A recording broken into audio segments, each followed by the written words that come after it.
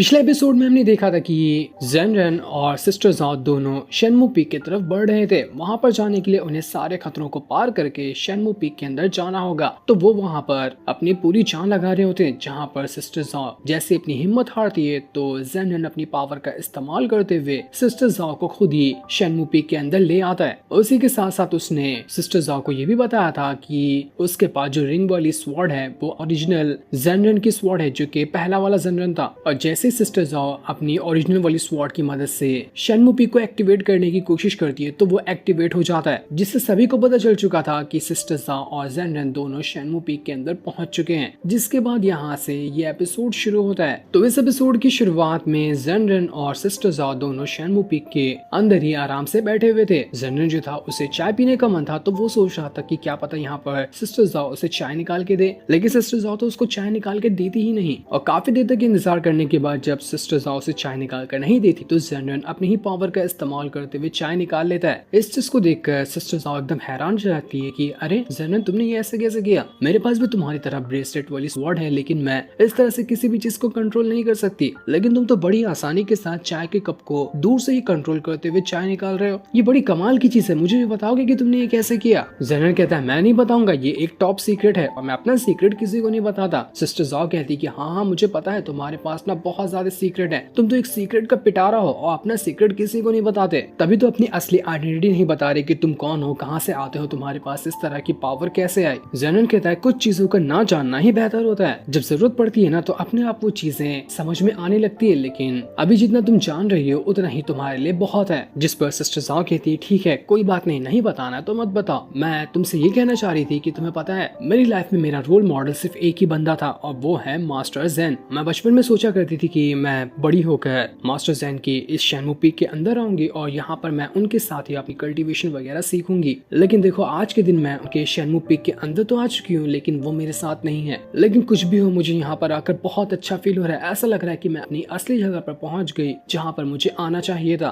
मैं बहुत ज्यादा खुश हूँ। लेकिन जेनरन कहता है कि मुझे लगता है ना कि तुम खुश तो हो, लेकिन इस चीज के लिए बहुत ज्यादा परेशान भी हो। तुम्हें अभी भी लगता है कि जेनरन ने अपने हेवन में जाने का जो सफर था उसे पूरा नहीं किया और वो अभी तक के हेवन में नहीं गए। सिस्टर जाओ कहती है अब मुझे उस चीज से कोई फर्क नहीं पड़ता कि वो अब हेवन में गए हो या फिर दुनिया में कहीं पर भी क्यों ना हो, क्योंकि अगर वो दुनिया में भी होंगे तो उन्हें कोई परेशान ही नहीं कर सकता, क्योंकि उनके पास ऑलरेडी इतनी पावर थी कि वो दुनिया के किसी भी कोने में रह सकते हैं। वो तो मरेंगे बिल्कुल भी नहीं, क्योंकि उन्हें मारने वाला कोई पैदा ही नहीं हुआ। जनरल कहता है तुम बहुत ज्यादा सोचती हो, इतना ज्यादा सोचा मत करो, तुम्हारी सेहत के लिए नुकसान होगा। सिस्टर जाओ कहती है अगर मैं नहीं सोची तो क्या ही करूँ, मुझे एक बात बताओ कि तुम यहाँ तक मेरे साथ क्यों आए? तुम सफर में भी मेरे साथ थे, रास्ते में मुझे परेशानी हुई तो तुम मुझे यहाँ पर लेकर आए, अब शेनमू पीक के अंदर भी तुम मेरे साथ हो, तुम्हारे पास भी ब्रेसलेट वाली स्वॉर्ड है। आखिर ये सारी चीजें इत्तेफाक तो नहीं हो सकती ना, इनका कुछ ना कुछ तो मतलब होगा, वही मतलब मुझे जानना है। लेकिन जेनरन ने उसकी सारी बातों को इग्नोर करते हुए अपना आराम से चाय पीते जा रहा था। तभी नीचे से कई सारे बंदर फ्रूट वगैरह लेकर ऊपर आ रहे होते हैं। ये सारे बंदर वही थे जो जहाँ पर जेनरन पहले रहा करता था, तो वहाँ पर जो आसपास बंदर रहते थे वही लोग थे। लेकिन अब जेनरन वहाँ से हट चुका है और शेनमू पीक के अंदर आया तो नीचे से कई सारे फ्रूट लेकर बंदर वगैरह उसके पास आ रहे हैं ताकि अब शेनमू पीक के अंदर वो भी रह सके, क्योंकि वो जेनरन से अलग तो बिल्कुल भी नहीं रहना चाहते। लेकिन जैसे ये बंदर आगे बढ़ रहे थे, इस इलाके के जो बंदर थे वो लोग भड़क जाते कि ये बाहर के बंदर यहाँ पर क्या करने के लिए आ रहे हैं। इसलिए सभी वो तैयारी करने लगते हैं ताकि जो जेनरन के बंदर हैं उन सभी को मार कर यहाँ से भगा सके, क्योंकि ये इलाका उनका था तो वो दूसरे बंदर को यहाँ पर आने नहीं देने वाले। इनके झगड़े की आवाज सुनकर जेनरन और सिस्टर जाओ दोनों हैरान रह जाते कि अरे यहाँ पर ये क्या हो रहा है, लगता है कहीं बहुत ही भयानक झगड़ा हो रहा है। जेनरन कहता है कि मुझे लगता है ये ना मेरे बंदर होंगे जो मेरा पीछा करते हुए यहाँ तक आ गए, लेकिन यहाँ वाले बंदरों ने आने नहीं दे रहे, तो मुझे लगता है कि मुझे मेरे बंदरों की मदद करने के लिए जाना चाहिए। वो एक डंडा उठा लेता है ताकि इस इलाके के बंदरों को भगा सके, ताकि जेनरन के बंदर यहाँ पर रह पाए। और सिस्टर जाओ से भी कहता है कि तुम भी चलोगी मेरे साथ, चलो यहाँ पर चलते हैं बंदरों को सबक सिखाने के लिए,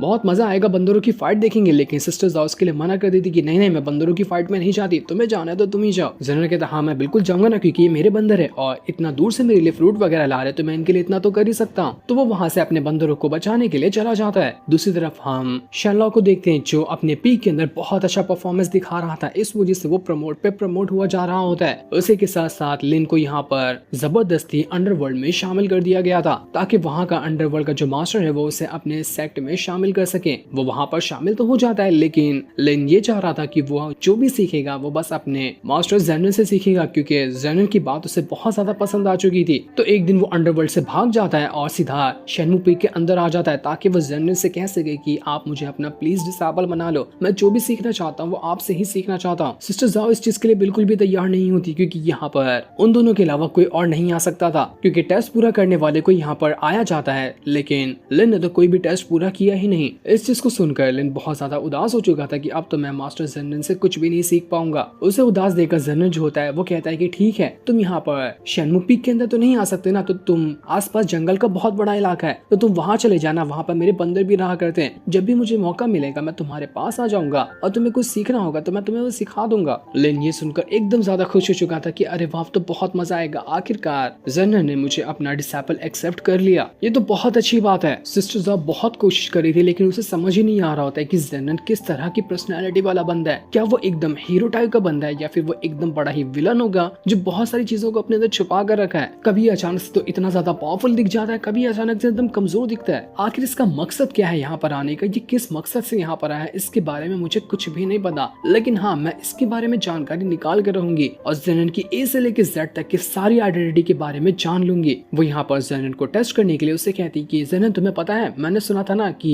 मास्टर जेन जो है वो जब इस शेनमू पीक के अंदर रहा करते थे तो उन्होंने 9 हेवन स्वॉर्ड टेक्निक नाम की एक किताब को अपने इसी शेनमू पीक के अंदर कहीं पर छुपा दिया था। अगर कोई भी बंदा उस टेक्निक को कल्टीवेट करता है तो उसकी स्वॉर्डमैनशिप की जो स्किल है वो बहुत ज्यादा पीक पर चली जाएगी और उसके पास ऐसी स्किल आएगी जिसके बारे में अंदाजा भी नहीं लगाया जा सकता। तो मेरे ख्याल से हमें ना इस शेनमू पीक के अंदर वो किताब ढूंढनी चाहिए, क्या पता हमें मिल जाएगा तो बहुत अच्छी बात होगी ना। जेनरिन कहता है अरे वाह तो तुमने पहले मुझे क्यों नहीं बताया, मेरे दिमाग से तो बिल्कुल ही निकल गया था कि हाँ इस तरह की कोई किताब यहाँ पर मौजूद हो सकती है। तो जेनरिन एक ही सेकंड के अंदर एक पेड़ के पास जाता है और अपनी पावर का इस्तेमाल करते हुए पेड़ के अंदर से 9 हेवन स्वॉर्ड टेक्निक को बाहर निकाल लेता है और उसे निकालने के बाद सिस्टर जॉ को दे देता है। सिस्टर जॉ बिल्कुल ब्लैंक, उसको कुछ समझ ही नहीं आ रहा था कि जेनरिन को तो मैंने सिर्फ उस किताब के बारे में बताया, ये नहीं बताया कि वो कहाँ पर है, और न ही किसी और को आज तक पता था कि मास्टर जेन ने अपनी वो टेक्निक वाली किताब को कहाँ छुपाया है। लेकिन जेनरिन बिना कहीं ढूंढे सिर्फ एक जगह पर हाथ लगाया और उसे वहाँ से वो किताब मिल गई। ऐसा आखिर कैसे हो सकता है, ये इतना ज्यादा एक्यूरेट कैसे हो गया। जेनरिन सिस्टर जॉ से कहता है अरे क्या हुआ, ऐसे घूर के क्या देख रही हो, खा जाओगी क्या मुझे, अब मैंने तुम्हारा कुछ बिगाड़ दिया क्या जो इतना गुस्से से मुझे देख रही हो। सिस्टर जॉ सोच रही थी कि मुझे यहाँ पर ना कुछ तो जेनरिन से पूछना पड़ेगा और इसे पूछने के लिए मेरे पास एक अच्छा आइडिया है, मैं जरा इसके लिए शराब बना देती हूँ और इसे अपने हाथों से पिला दूंगी। यही टाइम मुझसे कहता ना कि अगर मैं उसको शराब पिलाऊं तभी ये मुझसे अच्छे से बात करेगा, तो क्या पता हो सकता है कि मैं इसे अपने हाथों से शराब पिलाऊं तो ये मुझे अपना थोड़ी सीक्रेट बता दे। वो शराब तो बना देती है लेकिन जैसे वो पिलाने वाली थी लेकिन उसके अंदर हिम्मत ही नहीं होती कि वो जेनरिन से कुछ पूछ पाए, इसलिए वो शराब पिला देती लेकिन वो कुछ पूछती ही नहीं। सिस्टर जॉ जेनरिन से कहती कि तुम्हें पता है जब यहाँ पर उस पीक मास्टर की जान गई थी ना तो सभी लोग यहाँ पर शनलॉक के ऊपर भी शक कर रहे थे क्योंकि एक रात अचानक से वो कहीं गायब हो गया था।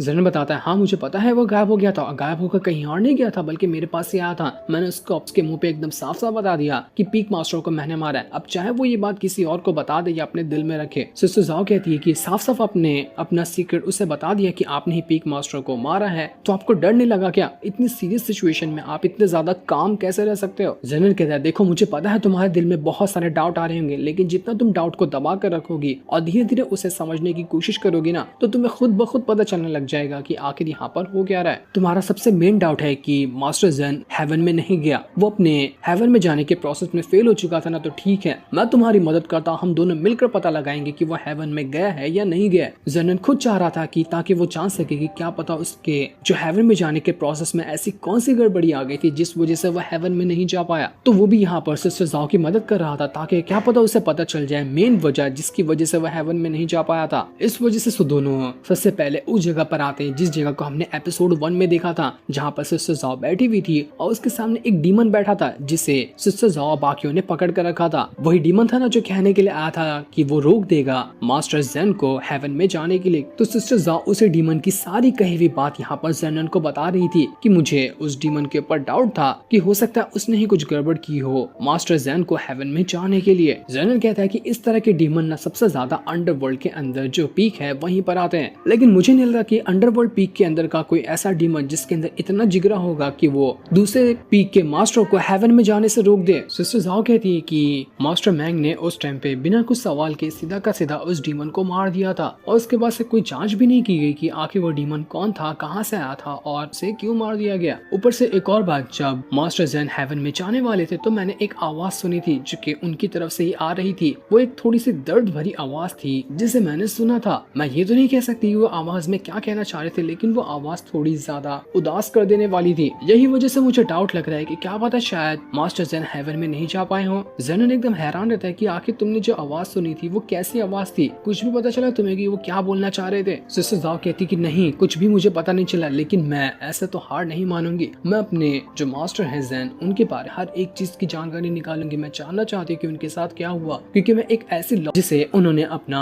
डिसाइवर बनाया था वो अपनी सबसे खास वाली स्वॉर्ड को देकर, तो मैं ऐसे तो यहाँ पर चुप नहीं बैठ सकती। इसी वजह से मैं हमेशा परेशान रहती हूँ मास्टर जेन के बारे में सब कुछ अच्छे से जानकारी निकालने के लिए। यहाँ तक कि मैंने उस डीमन को जो मारने के बाद उसकी लाश को जलाकर फेंक देने का काम दिया गया था, उसे जलाया तक नहीं बल्कि जंगल में एक जगह पर जाकर उसे दफना दिया और अपनी पावर का इस्तेमाल करते हुए उसकी बॉडी को अभी तक के वैसे ही कंडीशन में रखा है जैसा कि वो उस टाइम मरा था, ताकि क्या पता कभी बाद में काम आ जाए और उसकी बॉडी हमें कोई रास्ता तक ले जाए, ताकि मैं मास्टर जेन के बारे में जानकारी निकाल सकूं कि उनके साथ क्या हुआ था। जेन में कहता अच्छा ऐसी बात है, तुमने उस डीमन की लाश को रखा है तो मुझे वहाँ पर ले चलो। मैं देखना चाहता हूँ कि आखिर वो कौन था जिसने इस तरह की बात मास्टर जेन के बारे में कही कि वो उन्हें हेवन में जाने से रोक देगा। जेन जैसे ही उस डीमन की बॉडी को देखता है वो बॉडी अभी तक की वैसे ही कंडीशन में थी, मानो कि हाल फिलहाल में इसे मारकर यहाँ पर दफनाया गया है। सिस्टर जाओ कहती है कि मैं इसके बाद एक मास्क मैन के पास भी गई थी जो कि एक बाबा है और उन्हें हर चीज की जानकारी रहती है। मैं उनसे ये पता करना चाह रही थी कि आखिर जेनरन के साथ क्या हुआ, वह हेवन में जा पाए या नहीं जा पाए, या फिर ये जो डीमन था वो कौन था। उनसे मुझे ज्यादा कुछ तो जानकारी नहीं पता चली, लेकिन हाँ ये बात तो कंफर्म पता चली कि ये जो डीमन यहाँ पर मरा हुआ है ये अंडरवर्ल्ड से बिलोंग नहीं करता है। इसका नाम यिनसेन है। मैंने यिनसेन नाम के बारे में हर एक चीज की जानकारी निकाली, लेकिन वो किनशिन सेक्ट का भी मेंबर नहीं है। लेकिन फिर ये बंदा कौन था जो बाहर से यहाँ पर आया, खुद को ऐसा दिखाया कि वो अंडरवर्ल्ड का एक डीमन है, लेकिन वो यहाँ का था ही नहीं। जनरल भी हैरान था कि आखिर फिर ये कौन हो सकता है जिसे इतनी ज्यादा पड़ी हुई थी मास्टर जेन के बारे में। सिस्टर जाओ आगे बताती है कि जब मास्टर मैंग ने इसको मारा था ना, तो उसके बाद से उन्होंने सभी डिसाइपल को सिखाने का काम भी बंद कर दिया। अंडरवर्ल्ड का एक बंदा था, उसने उस मास्टर को बहुत ज्यादा पैसे दिए, उसके बाद से उसने सब कुछ काम छोड़ दिया। एक मामूली से डीमन को मारने के इतने ज्यादा पैसे उसे कैसे मिल सकते हैं। ऊपर से मुझे ये भी पता चला कि अंडरवर्ल्ड के पास से ना 2 सोल वुड गायब हो चुकी है, जो कि थंडर सोल वुड है। वो सोल वुड इतनी कमाल की होती है कि उसके अंदर बहुत ज्यादा पावर होती है। दोस्तों आपको पता ही होगा कि जब पहली बार जेनरेन जब हेवन में ना जाते हुए पहाड़ के पास आकर गिर गया था, तो उसकी पावर ने उसे दोबारा से रीइंकार्नेट किया था और उसी जगह पर वो थंडर सोल वुड का एक टुकड़ा पड़ा हुआ था। उसी टुकड़े के बारे में यहाँ पर सिस्टर जाओ बात कर रही थी, लेकिन जैसे ही थंडर सोल वुड के बारे में जेनरेन सुनता है उसके होश उड़ जाते हैं कि अरे यहाँ पर सिस्टर जाओ को उसके बारे में कैसे पता चल गया, ये बात तो सबसे छुपी हुई थी। जेनन एकदम ज्यादा घबरा जाता है और फटाक से अपनी पावर का इस्तेमाल करते हुए जो डीमन वहाँ पर मरा था उसकी लाश को जला देता है ताकि आगे कोई भी जानकारी ना निकल सके। सिस्टर जाओ एकदम हैरान कि अरे जेनन को अचानक से क्या हो गया, ये इतना ज्यादा घबराने के बाद इसकी लाश को भी जला चुका है, ऐसा इसने क्यों किया। लेकिन जेनन उसके कोई भी सवाल का जवाब नहीं देता कि आखिर उसने इस लाश को क्यों जलाया। इस वजह से सिस्टर जाओ बहुत ज्यादा गुस्सा हो जाती है और गुस्सा होने के बाद वो वहाँ से चली गई थी, क्योंकि इतने सालों से उसने डीमन की लाश को बचा कर रखा था, लेकिन आज यहाँ पर जेनन ने उसको जला दिया। सिस्टर जाओ के जाने के बाद जेनन यहाँ पर सोच रहा था कि लगता है सिस्टर जाओ तो बहुत ज्यादा गुस्सा हो गई, लेकिन मैं यहाँ पर डीमन की लाश को ऐसे तो नहीं छोड़ सकता था। आज सिस्टर जाओ को यहाँ पर उस थंडर सोल वुड के बारे में पता चल गया। आगे चलकर उसे और भी कई सारी चीजों की जानकारी हो सकती थी। जेनन की बातों से साफ लग रहा था कि ये जरूर कुछ ना कुछ बात तो छुपा रहा है। जेनन वहाँ पर कहता है कि थंडर सोल वुड जो है ना वो इतनी ज्यादा प्रीशियस और इतनी ज्यादा कमाल की चीज है जिसकी पावर का अंदाजा भी नहीं लगाया जा सकता। वो किसी भी बंदे को ब्रेक थ्रू करने में, किसी भी तरह की टेक्निक को एडवांस करने में, या फिर कोई भी चीज की तरह की स्पिरिचुअल चीजें हो गई उन्हें इंक्रीज करने में मदद कर सकती है। वो थंडर सोल वुड यहाँ पर इस किनशिन सेट के अलावा और कहीं नहीं मिलता। और थंडर सोल वुड की सबसे खास बात ये है कि वो एक सोल को किसी और चीज के अंदर ट्रांसफर कर सकती है। सबसे मेन काम इसका वही होता है, सोल को ट्रांसफर करने का। एक इंसान जो मरने वाला हो अपनी सोल को किसी और के अंदर भी ट्रांसफर कर सकता है। क्या पता ऐसा हो सकता है कि जब यहाँ पर जेनरेन जो मर गया था तो उसने उस थंडर सोल वुड की मदद से ही अपनी सोल अपने नए वाले रूप के अंदर ट्रांसफर कर लिया, जो कि अब हम जेन को देख रहे हैं। लेकिन अभी यहाँ पर हमें इसके बारे में कोई भी उतनी ज्यादा डिटेल नहीं दी जाती। उसी के साथ साथ हमें ये भी पता चलता है कि वो डीमन जो था वो बहुत सालों पहले से मिल चुका था। उसने कुछ बात भी कही थी जेनरेन को। वो डीमन असल में इस वाले जेनरेन से नहीं मिला था, बल्कि पिछली लाइफ में जो जेनरेन था मास्टर वाला उससे मिला था और उससे उसने कुछ बातें कही थी। वही बातों को यहाँ पर जो अभी जेनरेन है वो याद कर रहा था। उस टाइम तो उसे उसकी बातें नहीं समझ में आई थी कि आखिर वो डीमन क्या कहना चाह रहा है, लेकिन अब इस टाइम पे जेनरेन की बातें थोड़ी थोड़ी समझ आने लग जाती है। उस डीमन ने मास्टर जेन जेन से कहा था कि जो भी कल्टिवेटर जो हेवन में जाते हैं या फिर बहुत ज्यादा हाई लेवल की कल्टीवेशन करते हैं, उन्हें सबसे पहले लाइफ के बारे में बहुत अच्छी तरह से जानकारी होनी चाहिए। एक वही तरीका होता है जिसके बाद कल्टीवेटर एक बहुत ही ऊंचाइयों पर जा पाता है। तुमने अभी तक की लाइफ को उतना ज्यादा अच्छी तरह से एक्सपीरियंस किया भी नहीं है। वो डीमन मास्टर जेन को एक मिसाल देकर भी बताता है कि देखो यहाँ पर जो सूप रखा हुआ है ना, दुनिया में दो तरह के लोग होते हैं, एक जिन्हें इसे खाने में मजा आता है और दूसरा जिन्हें इसे खाते हुए देखने में मजा आता है। और कुछ लोग ऐसे भी होते हैं जिन्हें कोई भी काम करने में मजा नहीं आता है, न ही उन्हें लाइफ का मतलब पता होता है कि आखिर वो क्या कर रहे हैं और क्या नहीं कर रहे हैं। लेकिन जिन लोगों को किसी चीज करने में मजा आता है ना, वही लोग आगे बढ़ पाते हैं। जेनन यहाँ पर कह रहा था कि उस टाइम तो उस डीमन की बात मुझे कुछ भी समझ में नहीं आ रही थी, लेकिन अब यहाँ पर मैं काफी हद तक उसकी बातों को समझ पा रहा हूँ। जिसका मतलब ऐसा हो सकता है कि जब मास्टर जेन हेवन में जाने वाला था तो उसने खुद जानबूझकर हेवन में ना जाने का डिसाइड किया होगा